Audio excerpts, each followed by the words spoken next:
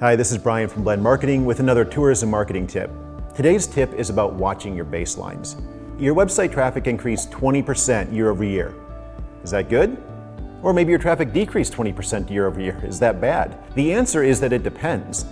One obvious thing to consider is how your paid traffic has changed. Obviously, if you've added paid advertising to your mix, you're expecting a boost in traffic. But that's not primarily what I'm talking about today. Companies often compare their data to the previous year. This is particularly important in tourism marketing.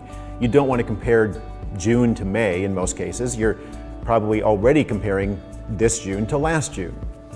But it can be dangerous to draw conclusions on that alone. You need to ask two main questions. These are actually very closely related. Number one is last year's data a good baseline? If last year was unusually low or unusually high, perhaps due to weather or some other market forces, then using last year's data as a baseline can be misleading for this year's assessment. You'll need to make an adjustment, such as possibly looking 2 years ago instead of 1 year ago.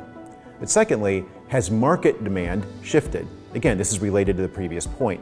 If 20% more people are searching for Maui zip lines this June than last June, or if there were 20% more visitors on Maui this June, then you should expect at least a 20% increase in your traffic.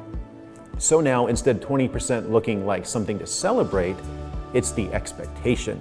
A 10% increase in traffic means that you could be underperforming in the market, and a 30% increase could mean that you're beating the market. I like to use a couple of tools for gauging market demand.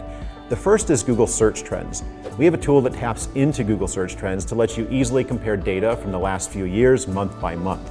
The other tool is DMO data, assuming that your DMO releases visitor data on a regular basis.